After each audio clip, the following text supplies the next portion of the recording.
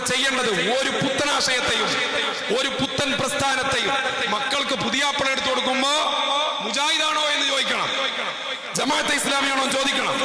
കൊടുക്കരുത്. പൈസ ഉണ്ട്, കുറച്ച് പൈസ ഉണ്ട്, എന്തായാലും ആയിക്കോട്ടെ പറയരുത്. രണ്ട് ആശയങ്ങൾ തമ്മിൽ യോജിക്കുകയില്ല. പിന്നെ അതുകൊണ്ടുള്ള ബുദ്ധിമുട്ട് ചെറുതല്ല.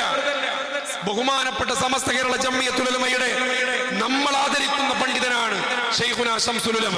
ശംസുൽ ഉലമയാണ് പറഞ്ഞത് പുത്തനാശയ പ്രസ്ഥാനക്കാരോട് സലാം പറയരുതെന്ന്. ഞാൻ ഇന്ന് ആലോചിച്ചു, ഈ കാലത്ത് അത് നടക്കുമോ? നമ്മളെല്ലാരും സലാം പറയാൻ തുടങ്ങി, നമ്മളെല്ലാം പുരയിൽ അവർ വരാൻ തുടങ്ങി, നമ്മളോടൊക്കെ നല്ല ഇടപെടലായി, നമ്മളെ മക്കളൊക്കെ മുജാഹിദായി. ഈ നാട്ടിക ഉസ്താദിനോട് ചോദിച്ചിരുന്നു, അതെന്താ ഉസ്താദെ നമ്മളെ കൂട്ടത്തിലുള്ളൊക്കെ മുജാഹിദായി പോന്നേ, മുജാഹിദ് എന്താ സുന്നിയാവാത്തേ?